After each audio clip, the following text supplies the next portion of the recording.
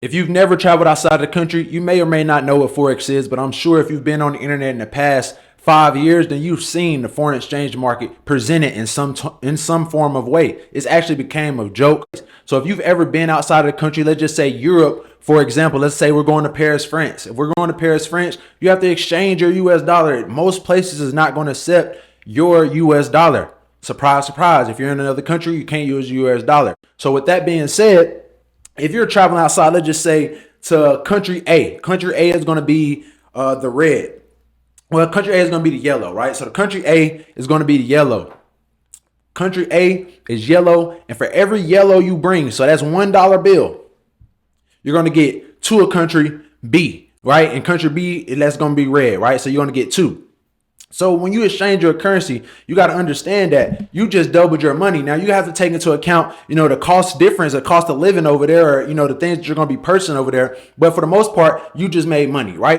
So if I have two yellow, so then that means if I have two yellow, then that means I now have four red, right? So now I just made double my money again, right? So now I have, let's just say I got five yellow. I now have five yellow. So now I got 10 red. See what I'm saying? That's how we made money in the foreign exchange market. So if you're doing this from your phone, you can do this anywhere in the world and earn money within, a couple of hours, a couple of minutes. It doesn't matter. It depends on the type of trader you are, on how long it's going to take you to actually earn money, how much money you actually invest into it. So let's get into it and what the legal definition is and, how this actually works on the trading side of things so that you can earn money every single day. The foreign exchange market is the largest financial market in the world because it's based around all of the central banks in the world, right? So you're going to be buying and selling when it comes to the foreign exchange market. So when you're buying the market, you want to expect the price to go up, right? So that means that you believe that currency is going to go up in value. You also have the flip side of that. You have the selling aspect of it to where you can also earn money when you think the US dollar or a country's currency is going to go down in value. You see what I'm saying? So what you want to do is buy it at its lowest point. This is the simplest knowledge that you need to understand, but it has to be broken down because if you don't understand this, you will never make money in the foreign exchange market. So you want to buy it at the lowest point where you see on the diagram, it says buy, right? You want to get at the lowest point after a breakout or some type of impulsive movement. You want to catch it at a pullback where it started going down again, just slightly before it shoots back up again. And that's how the market moves, right? It moves in three different ways. It moves up, right? And that's called a buy. That's an uptrend. And then it also moves down, right? That's selling. That's called a downtrend, but it also moves side to side, right? And me personally, as a trader, I don't like to trade in the side to side movement. That's called consolidation. I recommend you stay away from consolidation. So with that being said, you want to buy it and sell it at different points. So if you're selling it, you want to catch it at the high points when it just goes up just a little bit more, just before it drops back down. Because, every time that you're in the market, you got to think about it as real time people doing real time, taking real time transactions in this market. So if I'm buying, somebody is probably selling, right? So whenever I'm thinking about the markets, I'm thinking about it like this. If somebody's buying, then I'm going to be selling against them. So the market might fluctuate a little bit. So it's really about the mass majority. Where's the mass majority of the funds actually going? Is it trending down or is it trending up? Right. So you don't want to get caught trading against the trend. That's my point there. You don't want to get caught trading against the trend. So how you actually earn money is actually called points in percentage or percentage in points. How you ever want to say it. It's called a pip, right? Pips is where a lot of people get confused. They get confused with pips and lot sizes. But for pips right now, I want you to understand that this is actually how much money you're actually earning per point. It goes up or down, whatever you predicted. If it's expected to go up, if it goes up 1 point, if you invested $10, that's $10 you just made. If it goes up another point, then now you just made $20, right? And so on. So it also works in the opposite. So every time it goes down, you lose the amount of money that you actually invested into that pip. So let's tie it into lot sizes. So every pip is a point, right? So you have to invest the amount of money that you want to invest into each pip. That's how you have to think about your risk management into the trade. And this is where a lot of people that come from maybe a gambling background, this is where I come from. I came from a gambling background and a little bit of stock options here and there before I got into the foreign exchange market. Then a lot of people get this part massively confused. They think, yo, bro, I want to throw 100 into trading. I want to throw $200 into trading real quick. How much money can I make? That's not how it works.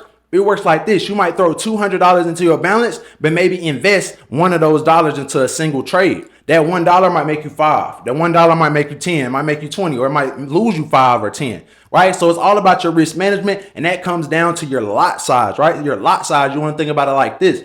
If I'm investing a 0.01, right? We're looking here, a 0.01, that's equivalent to a micro lot. That's 10 cents per pip, right? And that goes all the way up to $1. So if you got 0.01, 0.02, 0.03, all the way up to 0.09, and then it flips over to what? A mini lot, right? And that mini lot is now what you're looking at now in the middle column. That mini lot is $1 per pip. So that goes all the way up to $9. And then you got the standard lot, right? The standard lot is the $10 per pip. So that's what I was just referring to the last example I just gave you. So you want to think about it like this. Can I afford to lose X amount of dollars in every single trade? That's my risk management. So if I'm risking 30 pips, that means if I invest $1, that means I'm risking $30 on a trade. But also my target might be to make 50 points. That 50 points is going to make me on that dollar $50 because I invested one mini lot, which is a 0.10. It might look like 10 cents, but a 0.10 is a mini lot, and that is how much you're investing to each pip. So if I'm going to get the pips is a point. If I'm aiming for X amount of pips, then I'm also risking X amount of pips. That's how you want to tie them all together, right? So with that being said, you also can enter trades different multiple ways. So you want to understand this in this Let's One Real Deal Lessons in the foreign exchange market, that you have different types of orders that you can actually buy into. First one is going to be the instant execution. The instant execution is literally just like I want to get into the trade right now. I want to take this transaction right now. I like to think about everything like sports. Y'all know I make all types of content on this channel. Make sure y'all subscribe and like on this channel if you like things broken down like this. You want to think about instant execution like an offensive play in American football. When I say cut one, go, that is your first step right there. That now you know it's time for me to get into the market. That means if I push this button right now, instantly I'm going to get into the trade. So for my football players out there, my people that understand football, then think about it like that. When it's on snap, it's on hut one. As soon as I push the button, it's gone. The ball is snapped. Then you got the limits. Then you also got stop options, right? So you want to think about the options. These two may be for you. I personally don't use pending orders. That's what these are called. I personally don't use pending orders for myself anymore. And I only use instant execution. I wait and I have alerts set on my phone, but that's a whole nother video that I'm gonna get into. But for your stops, you want to think about this like anybody that's ran track, right? This is like a handoff. That means I'm going to be holding on. I'm going to be patiently waiting for my person to get around the track. Let's just say I'm the fourth leg, right? I'm the fourth leg. So when you're in a relay race and track in a 4x1, you got 4 people that's running 100 meters each. So when it comes to a buy stop and a sell stop, you want to think about it like a relay race and track. All it means in trading terms is that I'm going to be waiting patiently for the price to get to my point, and then I'm going to enter the trade into the same direction. So in trading, let's just say my price is at price 5, right? And we're going to 10. My entry price is at price 5, and the market is currently at price 1. So as the price goes up from 1 to 2 to 3 to 4. In track, I'm just waiting for the person to get to me because they at 3 and I'm at 4. So at the 5th spot, it now gets to my point. I am now into the market. It automatically puts me in, and this is a setting that you can put it to your phone. So for the sell stop, it's just the opposite for that. That means that you believe that the market is going to be going down, and then you're just going to be expecting the market to get to a lower price. So for example, in that same way I just broke down with numbers, if I'm at 0.5 again, and the price is currently at price 10, and I'm expecting it to keep on dropping down, but it may not get to my price 5. It might get to price 6 and then turn around. That's why some people use this way of actually taking entries, because they believe that if it don't come all the way down to their point, then they don't want to enter the trade. They may be at work. They may be in school. They may be babysitting, anything. They could maybe doing anything. So with that being said, if it does come down to price 5, you're now into the trade. It now calculates that I'm into the trade. I'm into the market right now via sell stop. So now you're in at your price, and now you're expecting it to go down and down and down and down until it gets to your take profit, which is your field day back in the day, right? Back in kindergarten, first grade, second grade, all the way up to fifth grade. Everybody remember field day, man. If you remember field day, go ahead and drop your favorite field day moment back in the comments. I want to let y'all know my favorite field day event, which was the potato sack race, right? So we're going to be thinking about the potato sack race when it comes to the limit orders, and that goes for buy limits and sell limits.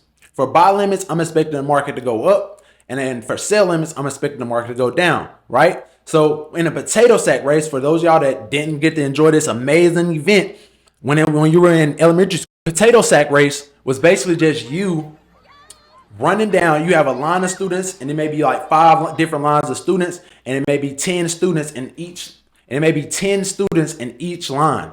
So with that being said, you grab the potato sack first, you go all the way down to a certain point, and then you come all the way back, you jump out of potato sack, hand it to the next person, and then they run the same way that you went, right? So I like to think about that simple game when it comes to buy limits and sell. So we're going to tie this into trading. So with a buy limit specifically, you want to think about how that same potato sack race can correlate to here.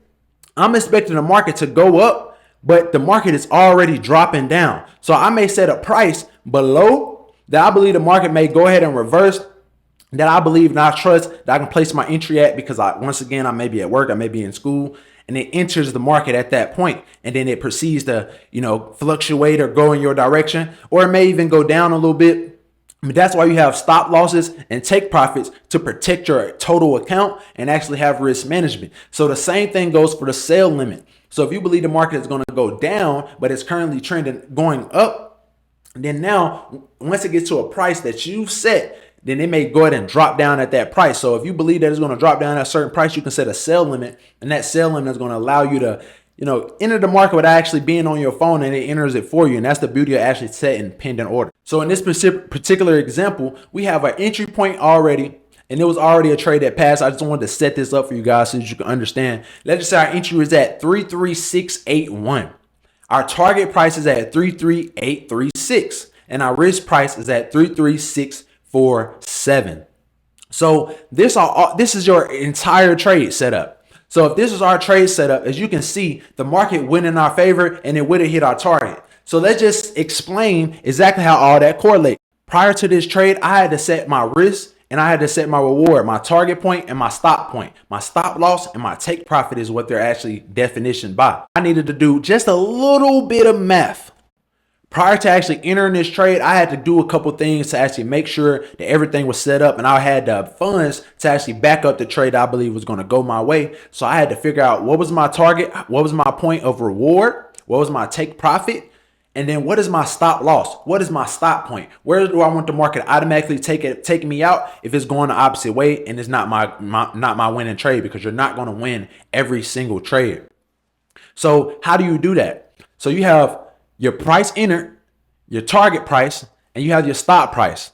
So if you want to figure out how much money you're actually targeting to make, then let's just say you're using a mini lot, right? Where we have it highlighted. That's $1 up to $9, but we're going to say this is $1 for this example.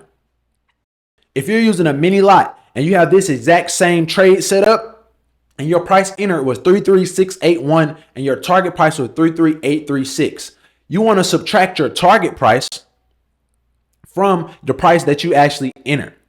So for this example, 33836 subtract 33681. Sorry, right here I'm actually reading with y'all because I did this presentation a while ago.